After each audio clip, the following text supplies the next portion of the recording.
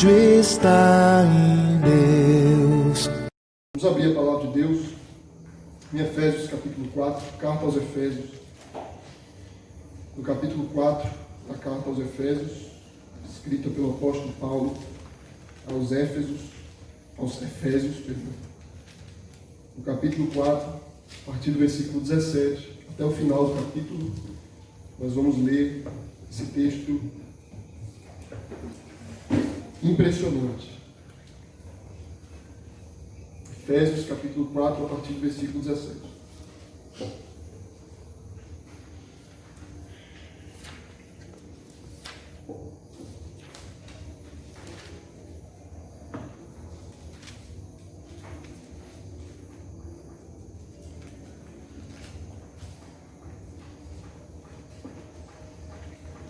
Diz assim a preciosa e poderosa palavra de Deus, irmãos. Efésios 4, verso 17.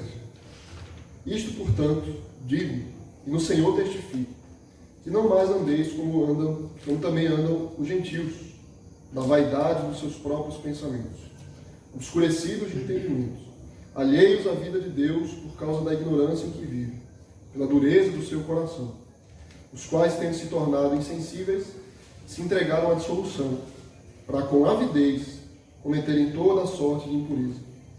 Mas não foi assim que aprendestes a Cristo, se é que, de fato, o tendes ouvido. Nele fostes instruídos, segundo é a verdade em Jesus, no sentido de que, quanto ao trato passado, vos despojeis do velho homem, que se corrompe segundo as concupiscências do engano, e vos renoveis no espírito do vosso entendimento, e vos revistais do novo homem, criado segundo Deus, em justiça e retidão, procedentes da verdade. Até aí, irmãos. Oremos. Ó Deus Todo-Poderoso, maravilhoso Tu és, Senhor, excelso, sublime, Deus verdadeiro e único. É contigo que falamos, Senhor. Nós cremos, Deus, que nesse momento se revela para nós como se revelou a Paulo, Pai. A intimidade que Paulo teve contigo, Senhor. Ó Deus, nós cremos que Tu habita no nosso coração, Tu se faz presente no nosso meio, que a luz do Teu rosto brilha sobre nós agora, Senhor, que a Tua palavra revela a Tua face, que a pregação da Tua palavra revela quem Tu és, que na oração Tu ouve nossa voz, que na leitura da Tua palavra nós ouvimos a Tua, Senhor. Por isso, Deus, toma o nosso coração, para que compreendamos que nesse momento, Pai, nós estamos na presença do Deus vivo. Louvado seja o Teu nome, Senhor. Em nome de Jesus oramos. Amém. Irmãos, nós acabamos de ler na leitura bíblica sobre a experiência que Paulo teve na sua conversão, né? E agora nós lemos uma carta escrita por esse apóstolo, que é a carta aos Efésios. Interessante que os Efésios, a igreja de Éfeso, foi uma igreja que ela se torna central na carta aos Efésios, né? Perdão, no livro de Atos. Foi o livro que a gente acabou de ler sobre a conversão de Paulo, sobre como Deus atingiu Paulo, né? Apareceu para Paulo e trouxe ele das trevas para a luz. E os Efésios, eles são uma igreja ali que tem uma ênfase, né? Eles têm uma importância no livro de Atos. Vocês vão lembrar, por exemplo, do capítulo 20 de Atos, quando o apóstolo Paulo está se despedindo ali dos Efésios, né? No capítulo 20, está se despedindo dos pastores, dos presbíteros de Éfeso, e as palavras tão maravilhosas que ele diz ali aos pastores, para que eles pastoreiem o rebanho de Deus. Foi a igreja por quem Deus derramou seu sangue, né? Ele está falando ali aos Efésios. E é uma igreja central, né? Uma igreja que ela tem uma importância muito grande na carta, no livro de Atos, pelo tempo que o apóstolo Paulo passou ali, né? Pelo amor que ele tinha por aquela igreja. E tem escritor, né, bíblico que diz que muito provavelmente a carta foi escrita, a carta aos Efésios foi escrita ali, né? Que o livro de Atos foi escrito naquele período que Paulo estava por ali. Irmãos, a carta aos Efésios é uma carta que é conhecida como, que tem essa natureza circular, né? Uma carta circular. Vocês lembram que eu falei um pouco sobre a carta de Judas, né? O que é uma carta circular?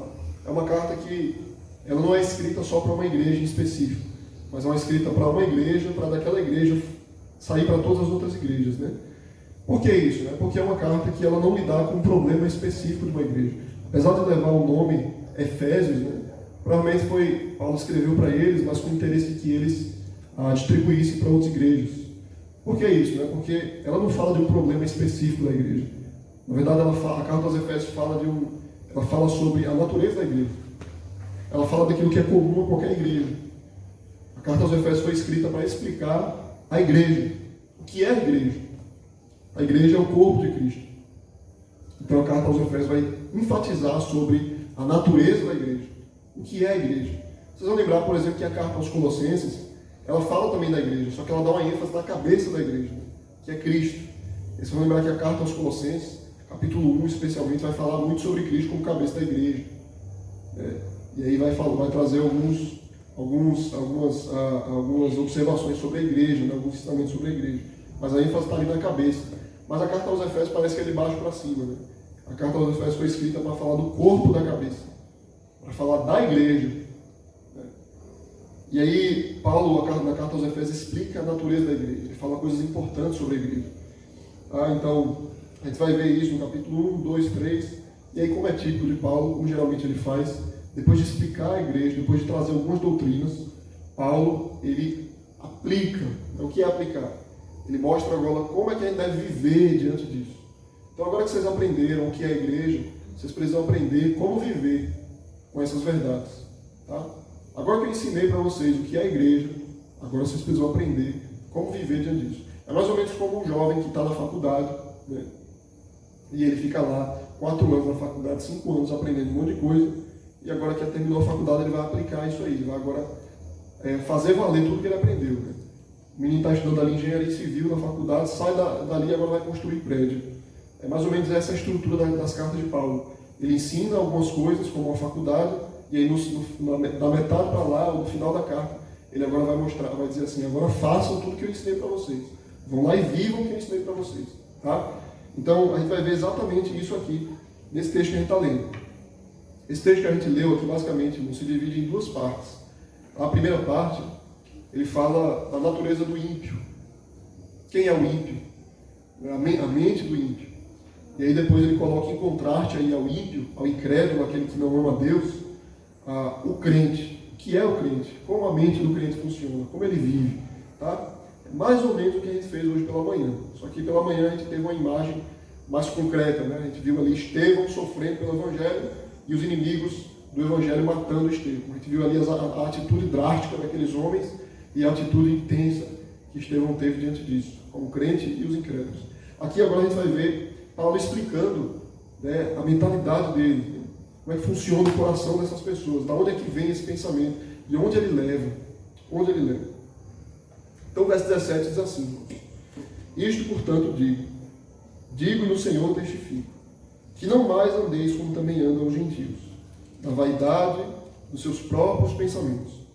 Vejam só, irmãos, a gente está expondo o texto bíblico, então vale a gente parar e sempre compreender cada expressão que o apóstolo usa, né? O que significa cada palavra que ele está usando para descrever esses homens, né? Os incrédulos. Ele está falando aqui do período que os Efésios viviam, a maneira como os Efésios viviam antes. Né? Depois de falar da igreja, no capítulo 4, ele fala da unidade da fé, do ministério, dos ofícios, né? Ele vai falar do apostolado, da profecia, do pastor e mestre, diz como é que funciona a estrutura da igreja. Ele vai dizer, agora que eu disse isso para vocês, como é que vocês devem viver? Você não deve viver mais como vocês viviam antes. Você não deve viver mais como vivem os incrédulos fora da igreja por aí. Como é que eles vivem?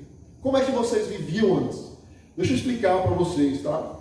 Eu, Danilo, agora vou explicar para vocês, a igreja, a Congregação Presbiteriana Marechal Deodoro, como é que funcionava a mente de vocês antes. Sabe aquela coisa que a gente às vezes pergunta assim, rapaz, como é que eu era capaz de fazer isso? Como é que eu falava essas coisas? Como é que eu fazia isso com as pessoas? Vou explicar para vocês. O que a Bíblia diz sobre isso? Como é que funciona o nosso coração antes de conhecer a Cristo? Ele diz que a gente andava, irmãos, na vaidade do nosso pensamento. Essa é a primeira coisa que é descrita a respeito do nosso velho homem. Na vaidade dos nossos pensamentos. A palavra vaidade é uma palavra importante, especialmente lá no Antigo Testamento. A palavra vaidade pode ser traduzida também como nulidade, nulo, zero, nada. Ela geralmente era usada para descrever o ídolo. Tá? A palavra vaidade, ela descrevia o ídolo. Não só todas as coisas, né? Salomão vai dizer que tudo é vaidade, mas era mais comumente usada para descrever o falso Deus.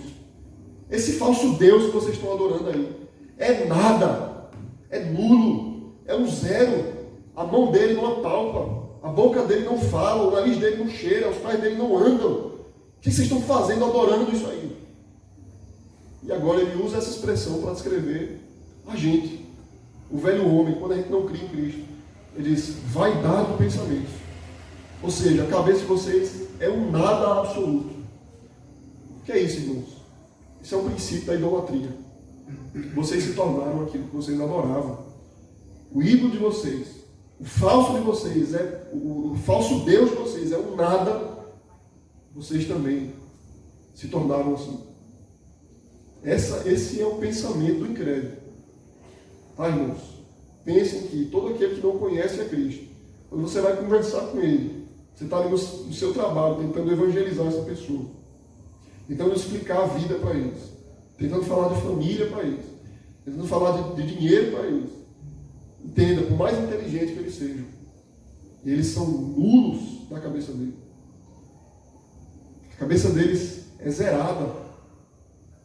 E quem deve entender o que significa isso, porque a gente encontra tanta gente inteligente por aí que não crê em Deus. Então o que significa que ele é nulo no pensamento dele? Deixa eu explicar para vocês. O apóstolo Paulo escreve uma outra carta que ele é um pouco mais profundo, talvez. Lá em Romanos capítulo 1, o apóstolo Paulo diz assim, Romanos capítulo 1, a partir do versículo 18.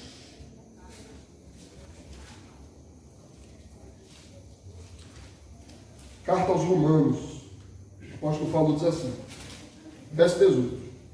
A ira de Deus se revela do céu contra toda impiedade e perversão dos homens que detêm a verdade pela injustiça. Olha só, a ira de Deus se revela no céu, ou seja, na criação. A criação manifesta a ira de Deus contra todo homem que faz o quê? Ele detém, ele perverte a verdade em injustiça. Ele pega a verdade e transforma em injustiça. Porquanto o que de Deus se pode conhecer é manifesto entre eles, porque Deus lhes manifestou. Vê o que ele diz, irmãos? Porque os atributos invisíveis de Deus, assim o seu eterno poder, como também a sua própria divindade, claramente se reconhece desde o princípio do mundo, sendo percebido por meio das coisas que foram criadas. O que ele está dizendo? Ele está falando, todo mundo conhece Deus. Todo mundo sabe que Deus existe. A pessoa que odeia Deus diz, que negócio de Deus, porque Deus não existe não, eu não quero saber de igreja não. Para com essa loucura de Deus. Aquela pessoa sabe que Deus existe, mas ela nega, tá? Ela nega a existência de Deus. Ela esconde, com orgulho. Diz, não, eu me recuso a acreditar nisso. Mas no fundo do coração ela sabe que Deus existe. Ela detém a verdade pela injustiça. Ela pega a verdade intencionalmente. Ela transforma em mentira. Ela tenta transformar em injustiça a verdade.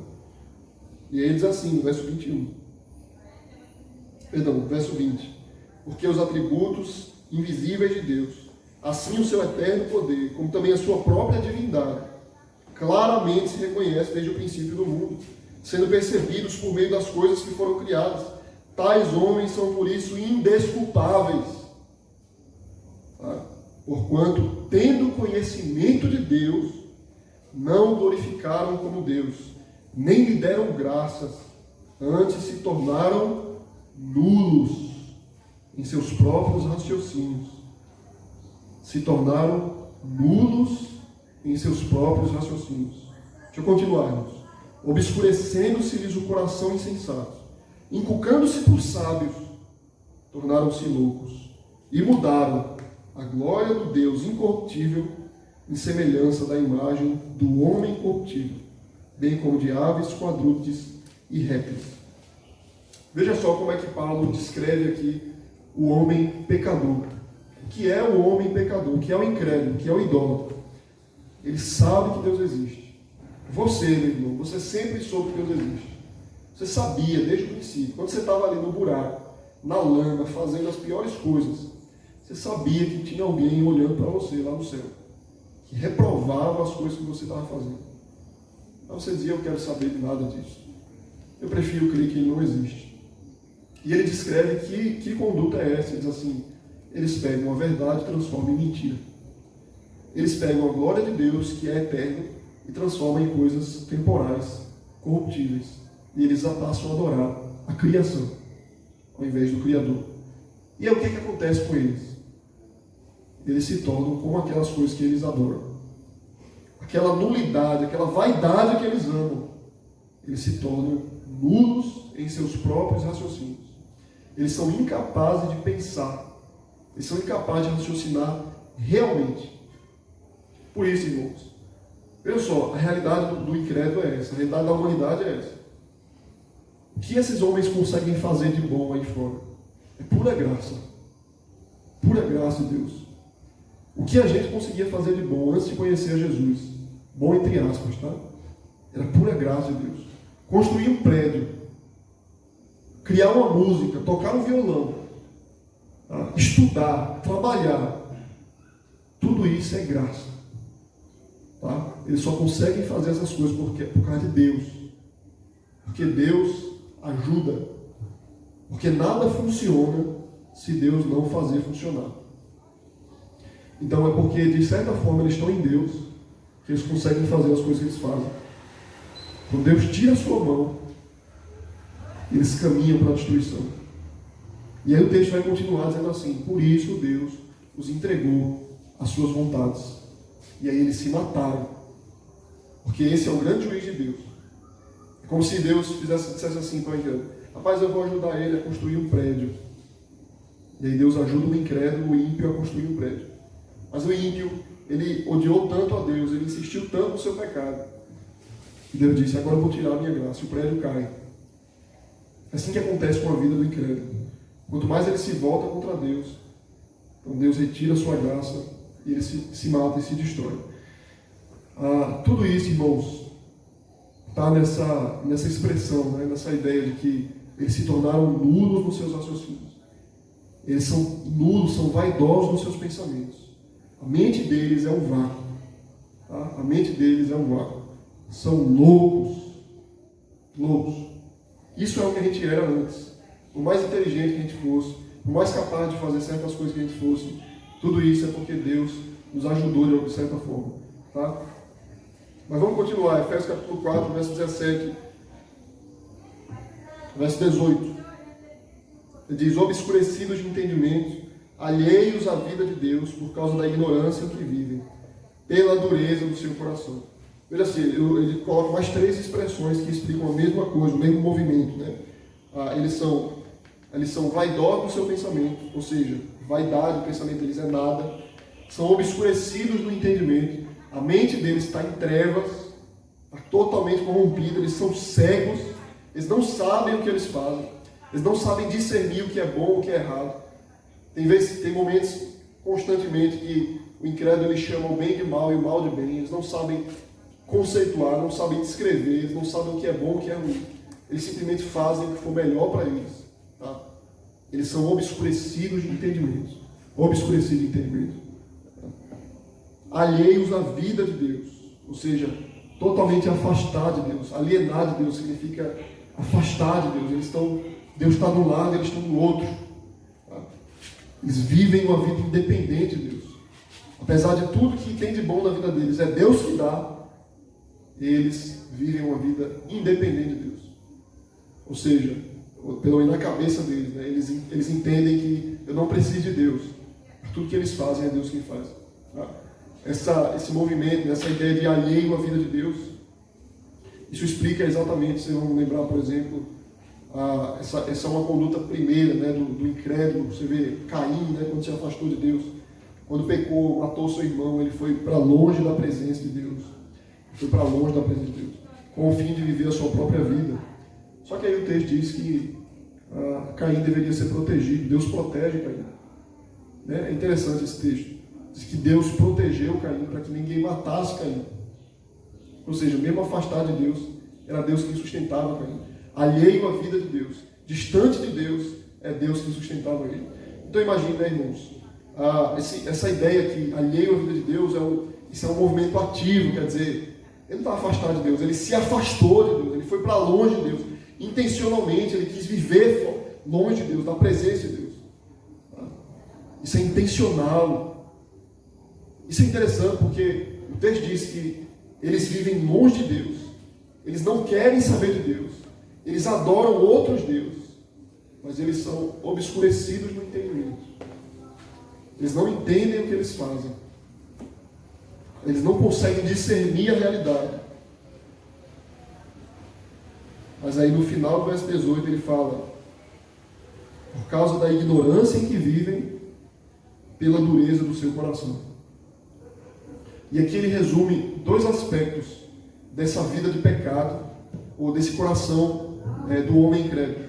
Ele diz: por causa da ignorância em que vivem e pela dureza do coração. O que é ignorância? Ignorância é falta de conhecimento. A gente acha que ignorância é quando a pessoa é grossa, né? São ignorantes, que o cabo é grosso, né? Porque o cabo é muito animal, que é logo bater em você. Isso é um ignorante. E a palavra ignorância significa falta de conhecimento.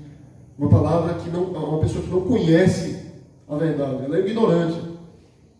Então o texto está dizendo que o incrédulo não conhece, ele não sabe, mas aí logo depois diz assim: e pela dureza do coração dele. O que é a dureza do coração? Dureza do coração é a obstinação, é a rebeldia. A dureza do coração é um movimento ativo de dizer assim: eu não quero ouvir mais. Então o que ele está dizendo? Antes que alguém diga assim: eles vão ser destruídos porque eles não sabiam. Antes que alguém diga isso, ele fala: eles são ignorantes, mas é porque eles querem, pela dureza do coração deles. Então veja, isso descreve a vida, a mentalidade do ímpio, a ignorância que vivem e a dureza do seu coração. Eles não sabem, mas eles não querem saber. É como um filho rebelde, você está tentando ali ensinar a matemática para ele. Diz: eu não quero saber disso não, eu estou com dor de cabeça já. Eu cresci assim, né? Eu sempre odiei matemática. E minha mãe me dava muita surra para eu aprender, eu não queria aprender. Eu não aprendi, só sei mais menos subtração e multiplicação. Sou terrível em matemática. Meus pais me batiam, minha mãe me batia, eu dava chinelada para eu aprender. Mas eu não queria aprender. Eu não queria. Eu odiava aquilo. Eu odiava aquele conhecimento. Ainda hoje eu tenho um problema sério com matemática. Veja, irmãos, é ignorância, rebeldia, ignorância e ódio contra o conhecimento. Eu não quero saber disso. Para de falar isso para mim. Eu não quero ouvir o que você tem para me dizer. Afasta isso de mim. Mas, rapaz, eu estou tentando ajudar você. Você não sabe o que você está fazendo. Eu não quero saber. Então isso descreve a mentalidade do ímpio. A ignorância deles não presume a inocência. Não é porque eles não sabem que eles são inocentes. Eles não sabem porque eles não querem saber. Eu não sabia porque eu não queria saber. Eu cresci na igreja. Não queria saber de Jesus. Eu estava dentro da igreja, ouvindo Jesus todo domingo, andando com pessoas da igreja. Mas eu não queria aquilo. Mas simplesmente Deus veio e me alcançou porque Ele quis. Eu não sabia. Ou eu sabia alguma coisa, mas eu lutava contra aquilo que eu sabia e dizia: não quero saber disso não. Eu tentava tirar aquilo da minha cabeça. Porque a ignorância do incrédulo, a ignorância do pecado, ela não presume a inocência. Não significa que você é inocente. Pelo contrário, é uma ignorância intencional. Você não quer conhecer aquela pessoa. Tu já ouviu falar de fulano e tal? Vamos lá conhecer ele. Não quero não conhecer ele não. Mas tu não sabe quem ele é. Não, eu quero continuar sem saber.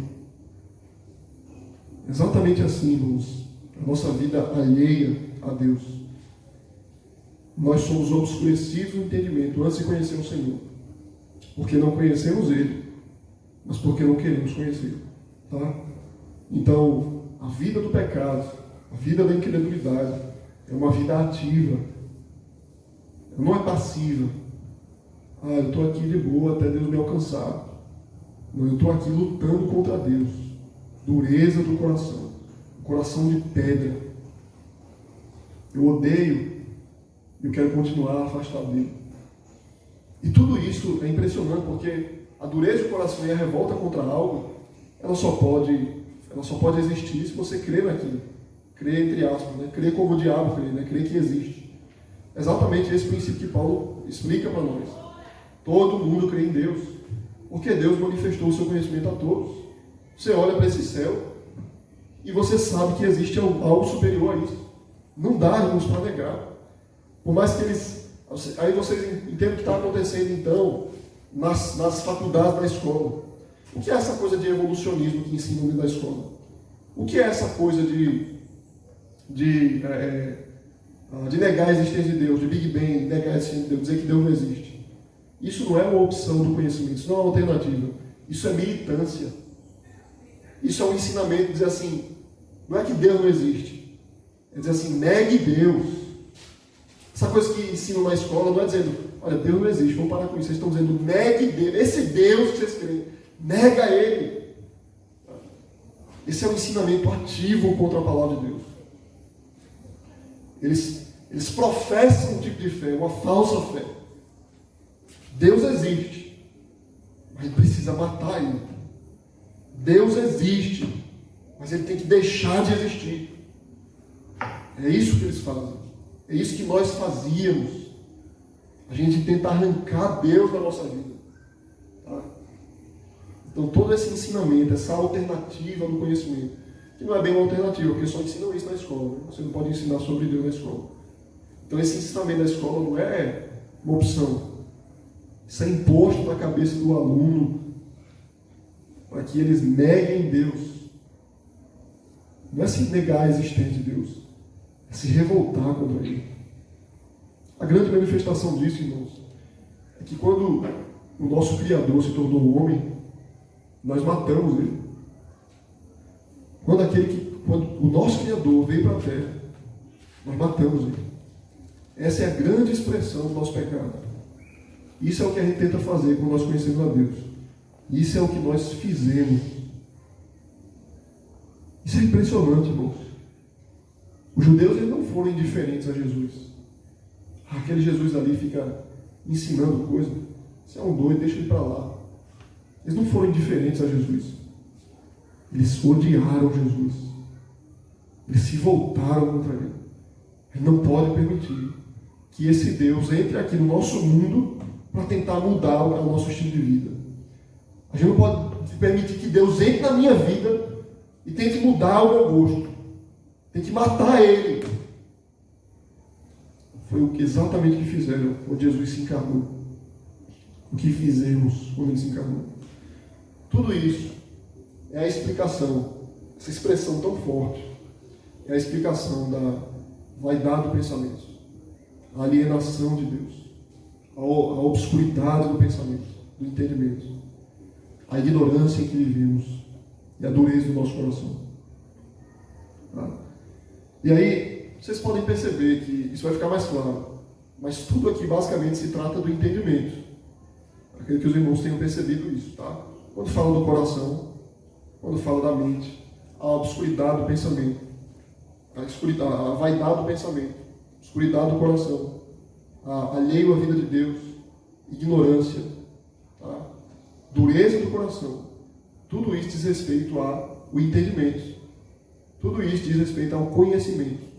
A gente conhece e luta contra. Não só, isso pressupõe algo, que a transformação do homem ela vem pelo entendimento. A gente vai perceber isso. Mas antes, vamos entender qual é a consequência de viver, de pensar dessa forma, de entender dessa forma o mundo. A idolatria, como a gente viu. Mas aí ele deixa mais claro no verso 19. O verso 19 diz assim, 4, verso 19. Os quais, tendo se tornado insensíveis, se entregaram à dissolução, para com avidez cometerem toda sorte de impureza. Os quais se tornaram insensíveis. A palavra insensível aqui, irmãos, significa... insensível significa... É uma condição aqui, ele está falando especialmente a respeito da dor. A palavra insensível é usada para descrever uma pessoa que não sente dor. Ela é indiferente a qualquer movimento forte, ela não sente. Ela não sente quando você bate nela, não sente quando você grita com ela. Ela é insensível. É uma pessoa, é exatamente a expressão que a gente usa para descrever uma pessoa que, imagina, né, a sua mãe morreu. Aí você está lá, tranquilo, sorrindo. Você diz, rapaz, aquela pessoa é muito insensível, né? Acabou de perder um ente querido, a mãe dele, ele está nem aí, está ali rindo, contando piada.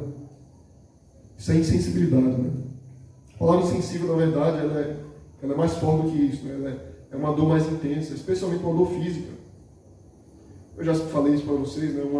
Tem uma doença, eu sempre me esqueço o nome, mas é uma doença que tira a sensibilidade nervosa. O que faz a gente sentir dor são os nervos, né? E aí é como se ela deixasse, ela tirasse a sensibilidade nervosa. Então, você dá um tapa, você fura a sua carne, você não sente dor. Isso é tão perigoso porque uma criança que não sabe das coisas, ela pode sofrer um acidente grave sem saber. Né? Como aconteceu uma história que eu ouvi de uma criança de 2 anos que virou uma panela de feijão fervendo no rosto dela. E ela não sabia o que estava acontecendo, ela só viu a pele dela queimar, né? Não sabia o que estava acontecendo. Ficou deformada e não sabia que estava se destruindo. É exatamente o que acontece com o incrédulo. Ele caminha para a morte, ele se destrói, Deus bate, mas ele não sente, ele é indiferente a isso, né? Ele é insensível a isso. É exatamente como vai escrever Apocalipse, os profetas no Antigo Testamento. Deus diz assim: eu castiguei vocês, eu disciplinei vocês, né? Eu fiz vocês sofrerem, para vocês acordarem do seu pecado, mas vocês não quiseram me ouvir, e vocês seguiram após outros deuses. É exatamente o que acontece no Apocalipse, irmãos. É exatamente o que acontece quando Deus se manifesta para derramar juízo sobre os homens. E eles vão fugir de Deus, mas não vão reconhecer Deus como Deus. Insensíveis. Isso é terrível, porque você morre sem saber. E aí eles se entregaram à dissolução. A palavra dissolução aqui e a palavra impureza no final, para com avidez cometerem toda sorte de impureza, ela está ligada a todo tipo de imoralidade, mas especialmente a imoralidade sexual. Toda imoralidade. De mentira, de furto, de morte, mas até uma imoralidade que ela é como que a expressão muito forte da rebeldia contra Deus. É exatamente o exemplo que o apóstolo Paulo vai usar lá em Romanos capítulo 1, quando ele diz assim: por isso Deus os entregou às suas paixões, para cometerem toda sorte de impureza no meio deles, homens com homens, mulheres com mulheres. Deus os entregou aos seus pecados. Como se o homossexualismo fosse a expressão forte da revolta contra Deus. Isso é terrível, irmão, isso é impressionante. Ele diz assim: para cometerem impureza e dissolução. Tudo isso é consequência da rebeldia contra o Senhor. Então, você vê, por exemplo, uma nação que é marcada pela revolução sexual, pela mudança sexual. Uma nação que é marcada por... Muito natural você andar na rua e ver homossexualismo. Muito natural você andar na rua. É muito natural você ver divórcio. Muito natural você ver essa cultura do ficar, de começa namoro, acaba namoro. Muito natural você ver essas coisas. Isso é uma nação que caminha para o abandono. Ela caminha para ser abandonada por Deus. E quanto mais intenso isso fica, mais isso caracteriza uma nação que foi abandonada pelo Senhor. Porque é exatamente esse princípio que Paulo usa para explicar quando Deus ele diz assim: os homens se tornaram nus nos seus raciocínios, transformaram a minha glória em glória de homem, por isso Deus os abandonou nas suas paixões, para cometerem toda sorte de impureza, homens com homens, mulheres com mulheres. Se tornaram como aquilo que eles adoram, como animais. E aí, essa mudança do hábito, né, sexual, essa coisa contra a natureza, antinatural da relação entre homem e mulher, não só o sexualismo, mas entre o compromisso do homem com a mulher, né, essa ideia, a poligamia, a relação plural, né? Essa coisa de todo mundo faz o que quiser. Tudo isso é uma característica de uma nação que caminha cada vez mais para longe de Deus e Deus cada vez mais para longe desse povo. Dissolução. Veja o que o texto fala. Para cometerem dissolução com avidez, cometerem toda a sorte de impureza. Avidez significa um desejo forte, intenso, desenfreado. É a concupiscência, né? Um desejo desenfreado. Ninguém controla o coração desse homem. É um vício, como o álcool. Eu quero mais, eu quero pecar. Por que você está agoniado aí, bicho, mexendo? Eu quero pecar. Isso domina o coração deles. Tive um amigo que se afastou do Evangelho. Ele chorava, né, querendo voltar. Mas eu não consigo. Eu não estou conseguindo, bicho. Porque eu quero pecar. Vou falar. Eu quero viver a vida desse jeito. Mas isso aí era terrível, irmãos. Ele falava assim para mim. Vocês conhecem ele, né? O Pedrinho. Graças a Deus ele foi resgatado. Mas ele dizia assim: Danilo, bicho, eu não tenho um amigo. Eu perdi vocês tudinho, que eram meus amigos de verdade, quando eu saí da igreja. Eu não tenho amigo. Eu não tenho esposa. Eu não tenho uma namorada. Né? Né? Eu não tenho paz. Eu não tenho coragem. Eu vivo com medo. Mas eu não consigo. Eu quero pecar. Eu quero essa vida. Apesar de saber que é terrível, eu quero ela, eu não estou conseguindo. Então veja, irmãos, com avidez, né, caminha para a destruição. Louvado seja Deus, ele foi resgatado. Né? Uma coisa que não sei explicar, o sobrenatural. Mas Deus arrancou ele desse bueiro. Ou seja, irmãos, há esperança. Há esperança. Até que Deus não abandone você totalmente ali, seus pecados, há esperança. E aí, depois de escrever essa mentalidade terrível, obscura, tão drástica, tão nojenta, ele faz um contraste com a transformação que ocorreu neles. Olha só, Efésios, a vida que vocês viviam era assim, mas agora vocês vivem de outro jeito. Veja mais aqui como é importante, né, no versículo 20. Mas não foi assim que aprendestes a Cristo. E aqui eu quero que você observe essas palavras, que são palavras-chave, para descrever como é que funciona essa transformação. Diz assim, não foi assim que aprendestes a Cristo. Aprender, ela está relacionada ao entendimento. O que significa aprender a Cristo? Cristo não é um conteúdo, Cristo não é como matemática, não é como química, como física, não é como português. O que é aprender a Cristo? É porque ele coloca Cristo aqui como sinônimo da verdade. Você aprende, porque Deus ele fala ao meu entendimento. Ele entra na minha vida por meio do entendimento, ele adentra a minha vida.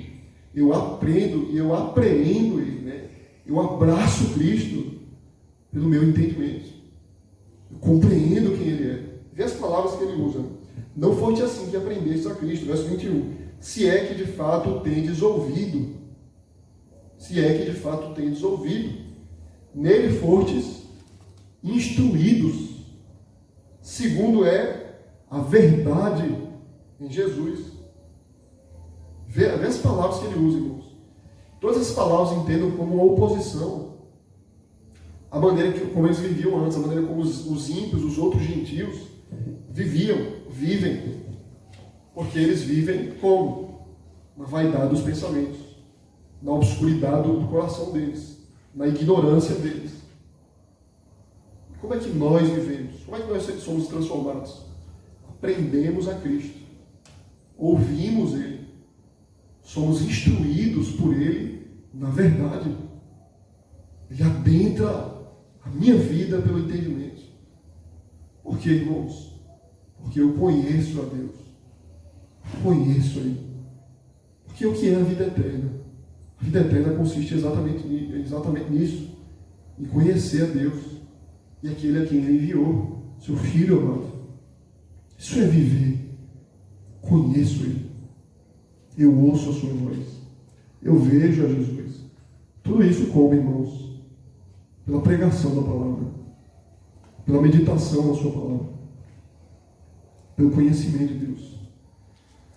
Eu vejo Ele, eu conheço Ele, eu ouço a voz dele. Isso é de suma importância, irmãos, compreender, porque ele está falando aqui da transformação da vida. O que você era antes? E o que você é agora? O que vai marcar essa transição, essa mudança? É o entendimento.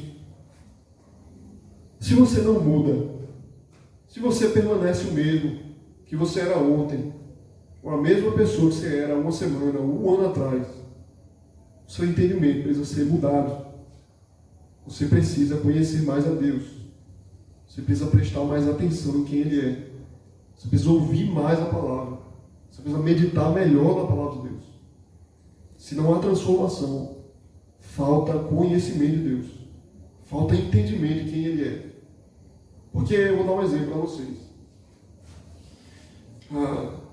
Se eu ainda tenho problema com a mentira, eu ainda não entendi que Deus é a verdade. Se eu ainda tenho problema com o furto, eu ainda não compreendi que Deus é o Criador e o dono de todas as coisas. Se eu ainda tenho problema com a arrogância, eu ainda não entendi que Deus é infinitamente elevado acima de todos os homens. Se eu ainda tenho problema com a blasfêmia, com a revolta, com a ira pecaminosa, eu ainda não entendi que Deus é justo. Eu preciso entender quem Deus é, para que a minha vida mude. Tudo isso porque Cristo é a verdade. Ele é a verdade. Instruídos segundo é a verdade em Jesus, verso 22. No sentido de que, aí ele vai falar da transformação da vida. Veja a imagem que ele usa. No sentido de que, quanto ao trato passado, vos despojeis do velho homem que se corrompe segundo as concupiscências do engano. Vê como é que ele descreve a nossa vida anterior e a transformação da nossa vida. A gente se despojou. O que é despojar? Despojar é tirar a roupa. Se despiu. É roupa da guerra, né? O despojo. Tira essa roupa, vamos mudar de roupa. Se despojou do velho homem. Por que Paulo usa o tempo todo essa imagem de você ser uma coisa antes e agora ser uma coisa depois? Ele usa a roupa, né? Porque a roupa é aquilo que a gente vê, né? A roupa, ela tem o poder de caracterizar o seu estado. Se você está sujo, imundo, você toma um banho, coloca uma outra roupa, limpa. Antes a pessoa via você como um mendigo, agora ele vê você como uma pessoa que não é um mendigo.